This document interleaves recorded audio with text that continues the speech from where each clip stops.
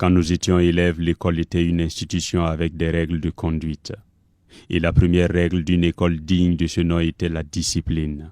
On ne badinait pas avec la discipline, parce que la discipline ne se marchandait pas. Nul ne pouvait s'en départir et la repartie de l'insolence était le fouet, les piloris et le supplice des genoux sur cailloux. Parfois l'institutrice inspirée tirait les oreilles du cancre bleu avant de les percer avec ses ongles de tigresse. Quand nous étions élèves, l'école n'était pas un enclos de troupeaux bigarrés au comportement égaré. Il n'y avait pas de syndrome de Nagaré. Bien sûr, les nullards et les tocards étaient renvoyés sans brassard. Les impolis et autres colis encombrants étaient traités comme des déchets toxiques. Ils étaient vite éjectés du système, comme on éjecte le pus de la gangrène, comme on éjecte le ver du fruit. Quand j'étais élève, le maître était craint parce qu'il avait du cran et de l'autorité. On ne regardait pas un maître dans les yeux. On ne ripostait pas au coup du maître, aussi cruel fût-il, parce que l'apprentissage passait par la douleur, et la douleur ne faisait pas mal aux droits de l'homme. Elle était la sanction de l'échec. Quand nous étions élèves, nous lavions à tour de rôle les toilettes nauséabondes, nous balayions la cour de l'école à tour de rôle, nous plantions et arrosions les arbres, nous montions le drapeau à tour de rôle et chacun était pressé de se mettre au pied du grand mât pour entonner l'hymne national. Ah, le drapeau, symbole de la patrie, était plus qu'un morceau de tissu multicolore. Il était la raison d'être de tous et de chacun, parce qu'on pouvait laisser sa peau pour ce drapeau. On pouvait faire la peau à l'ennemi pour ce drapeau. Le drapeau pouvait immobiliser un passant aussi pressé fût-il. Même les morts intimaient à leur cortège de faire allégeance au drapeau avant de poursuivre leur ultime voyage. C'était un héritage, c'était une tradition, c'était une contrainte acceptée et partagée. Aujourd'hui, nos enfants vont à l'école comme des bœufs à l'abattoir. Ils vont à l'école pour réussir dans la vie et échouer dans la société. Un élève peut apprendre l'histoire du Burkina Faso et sortir descendre le drapeau national et le déchirer en lambeaux comme un torchon. Et il n'y a rien. Un élève peut insulter, menacer son enseignant et le pourchasser comme un rat jusqu'à son dernier retranchement.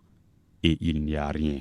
Il peut même dire son amertume à la télévision nationale avec des termes qui défient l'autorité et le bon sens. Pour un oui ou pour un non, un groupuscule d'élèves peut tenir tête à leurs enseignants et à l'administration et faire fermer toute une école pendant des mois et il n'y a rien. Pendant ce temps, les institutions en charge de l'éducation de la République fonctionnent bien. L'orthodoxie tant clamée dans les politiques sonne faux. La rigueur des premiers acteurs ne vaut même pas la raideur d'un flexible. Dans les discours, on joue à l'autruche, on maquille la plaie. Pourtant, ça pue. L'école publique est devenue un marché de bétail. On n'y forme plus des hommes de demain, on cultive les pourritures du futur. Le droit des enfants n'est pas un droit plaisantin, mais certains passages sont un peu trop taquins et enfantins. Ce baratin qui déifie nos diablotins sur l'autel de la bêtise est devenu la hantise du monde civilisé. Et le monde civilisé, c'est celui dans lequel l'enfant peut tutoyer son père avant de lui claquer la porte au nez, au nom de sa puberté. Le monde civilisé, c'est celui dans lequel l'enfant peut menacer sa mère en citant l'alinéa de la liberté au nom de ses 18 ans. Mais gare à mon fils. Aujourd'hui, l'école est devenue un bazar de tard. Notre retard est en fermentation à l'école. Les prémices de nos échecs futurs sont à l'école. Nos enfants sont devenus des enfants de cœur de paroisse politique et politicienne. Un élève peut donner un ultimatum à son enseignant et marcher sur les pieds du conseil de discipline. À qui la faute? La faute nous incombe tous. La faute est à la démocratie et à tous ces concepts qui font de l'enfant un bien doté de droits maladroits. La faute est à l'enseignant qui donne le cours en faisant la cour à la coquine morveuse de la première table. La faute est au professeur qui trinque à la table de la lanterne rouge de la classe et est prêt à sacrifier 5 points pour labourer le bas-fond de la pucelle en dentelle.